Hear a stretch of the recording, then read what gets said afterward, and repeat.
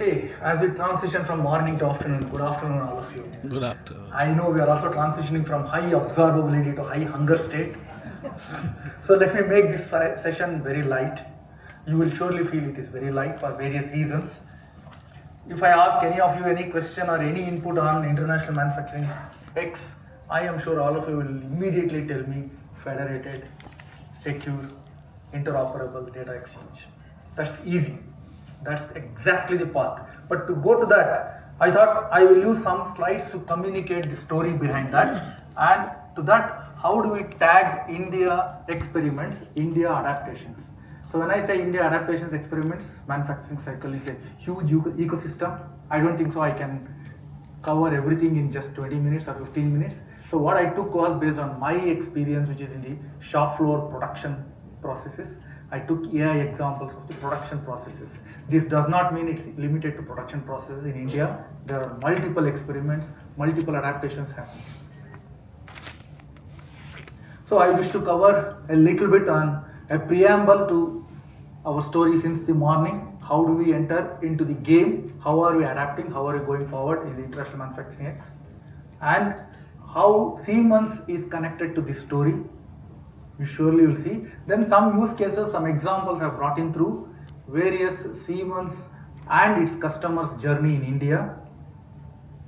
Out of all these examples, I also try to put together how do I see or how do we see future trends from India gamification perspective, because in today's world, if you take one particular example called circular economy, if really policies are stringently going to come through, for sure what we take from Mother Earth and what we give back to Mother Earth has to be extremely tightly controlled.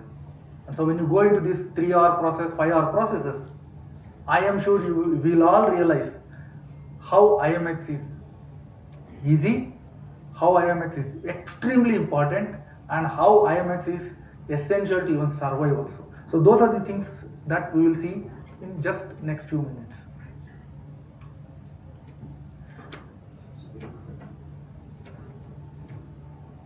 Yeah. So before I give any examples, let me also recap the journey of automation in the industrial world. How does it stand? I don't think so I can go back to way back, but at least in the last 10 years, if you see, we did a lot of examples about how do we look at bringing physical systems to digital world, and how can we simulate and bring physical world and virtual world together so that a lot of automation can be experienced even before the factory starts commencing through the examples of digital twins. That was the real advancement of digital penetration into the automation world. And just to give you some examples how AI entered into, let me also just play a video.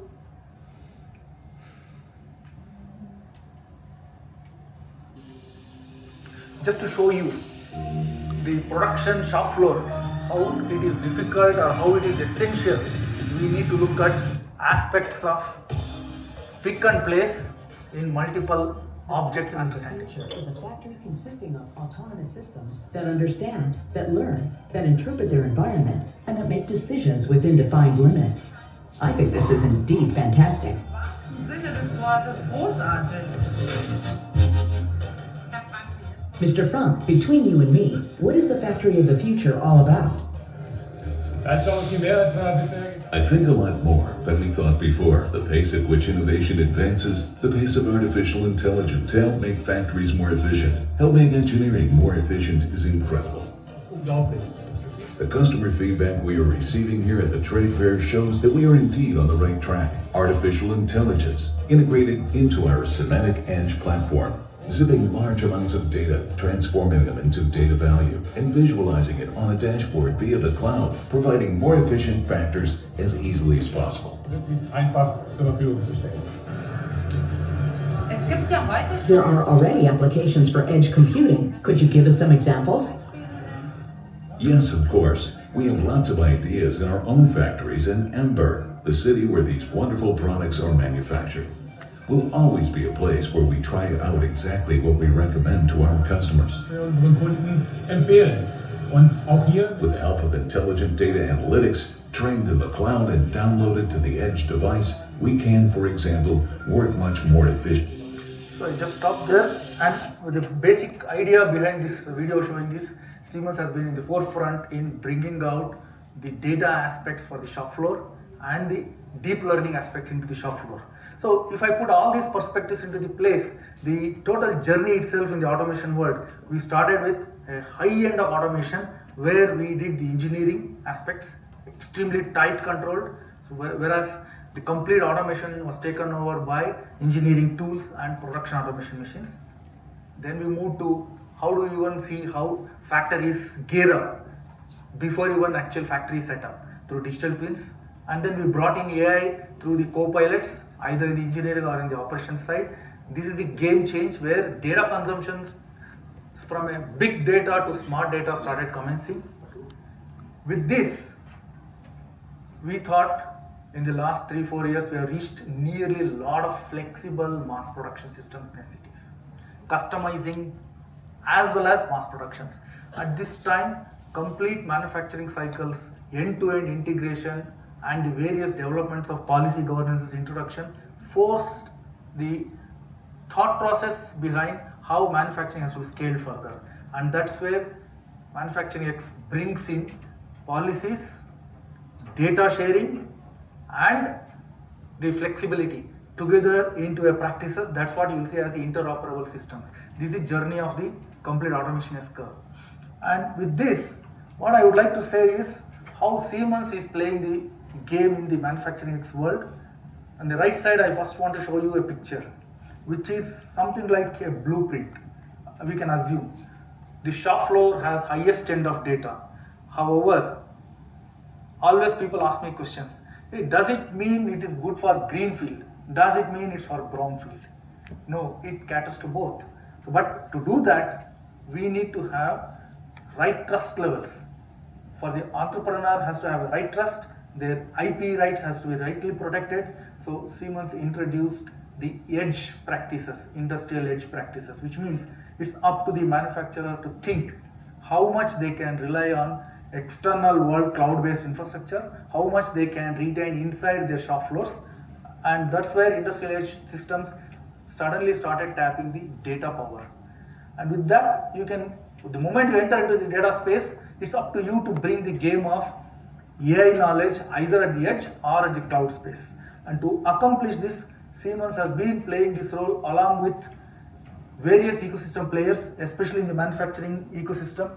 We are the co-leaders in the Factory X with SAP.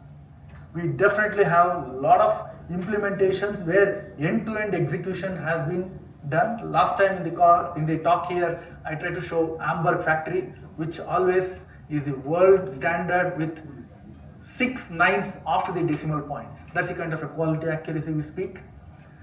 And last but not the least is how we bring in various standards. The speakers in the before sessions spoke so many times on asset administration shell, OPC-UA. I also had OPC India Foundation, and it has been extremely interesting session for me for the last 4 years to increase the awareness in India context for the standardization necessity. It's now picked up. I am not talking about companies which are absolutely multinational. There a lot of boardroom decisions are done outside India, and so adaptation acceptance is extremely fast. We are talking about boardroom decisions where in India it has to be done. The business impact, for sure, it's a sovereign data exchange principles. So that means nobody need to be scared. It's a scalable adaptation, which means how do you scale from a small shop floor optimization to large scale manufacturing worldwide necessity. That's the kind of a scaling we're talking. With this, I would like to take a typical customer's journey, how in India, Siemens, we have been experiencing with our customers. Broadly, there are various categories of the workflow, but generally if you see, people start with, can I optimize my productivity in engineering? Then can I bring transparency, either it could be for quality traction or it could be for monitoring. Then how can I go into predictive stages? Of course, now with energy optimization, energy saving principles. This is how people start bringing AI into the game. With that, then they will see how can I scale it? How can I import my data? How can I import my intellectual abilities which are missing for me from outside? That is where they bring in edge life cycle adaptations and closed loop optimizations. And the closed loop optimization, I don't see it in India in a very big way right now. However, rest of these spaces, there are a lot of examples. I just took 3 examples to talk through. How did it happen? Largely now India is extremely open to adapt generative AI principles, especially when it comes to engineering optimizations. We see with our TIA portal, we already see with various engineering tools, there are co-pilots, people are able to absolutely accept through. That is giving them anywhere between 20% to 40% productivity in the engineering space straight away. And operations co-pilot, people have either imported the technologies from outside or developed their own optimizations in the operational co-pilot adaptations. We could easily see operator, how can he or she visualize machine downtimes well ahead of time, and when machine goes down or when error indications are there, how can we trace it to the right decisions in fraction of a second through natural language conversations. We don't need high-end OT knowledgeable people only to do the debugging. Very IT knowledge, which is Gen Z kind of people, can easily use these co-pilots to make shop floor much faster, much productive. That's the kind of adaptations largely happening, which is what we see. Then for sure, we also see for quality inspection and transparency, as I said, edge ecosystem. How can we look at data to be provided inside the shop floor? And when we bring such devices to manage shop floor, how can we have those device manageability inside the shop floor like IT-like managing? This is another area where a lot of adaptations are happening. Then for sure on the energy optimization and carbon production footprint. This is crystal clear, it's going to be an extreme critical factor, PCF. How do I measure that? How do I ensure 3 Rs are protected? So that is where a lot of AI is being introduced into the system to measure, optimize, as well as bring the transparency. So one example with a customer who is from baking industries in India, where we had a challenge. The manufacturer had multiple production lines, cookie production lines, but the challenge was operational transparency was missing completely. Machine intelligence was not known. How the energy is getting consumed at different levels of operations was not known. Also, OEM was not interested to provide this on a cloud-based analytics because, of course, for the IP necessities. So then we had to provide them a good, easily adaptable architecture where we brought in our edge infrastructure to capture the data acquisition systems, sensors right integrated. And then we had to bring in edge management solutions, how the device can be managed easily through their usual IT management structures. So we do have definitely a lot of integrations for IT and OT. We also provide the capabilities of bringing in customizable reporting structures so that the complete the production lines can be monitored and meaningful AI-based decisions can be done. This is already in place and delivered.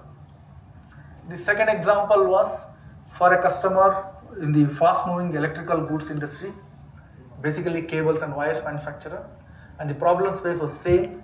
This is exactly the problem space typically we see in many of Indian customers. I don't have transparency on the shop floor, period, full stop. Then definitely they would like to see machine downtimes well ahead of time, as well as when machine downtimes, whenever we had to go for repairs, how do we do that in a high-speed recovery game? And manufacturing costs, for sure, every entrepreneur wants to reduce. The previously shown architecture was exactly the blueprint used with the right AI adaptations on the edge boxes. That is where that solved the customer problems, and it's deployed already in several of their lines, and it's managed through OPC UA as a standards for the data information exchange, which gives us a lot of vendor independence for the manufacturer, which is also a great game changer when you move into standardization, and also a great game changer to move into IMX later. And it also brought a lot of advantages. Obviously the advantages are clear. I just wanted to leave with a third example where customer wanted to manage multiple sites. How do we bring shop floor to cloud? And how do I have KPI calculations at the machine level? How do I look at, based on my KPI calculations, how do I optimize my energy consumptions? And the customer was a steel focused vertical, and we had to really look at their processes in the subland systems.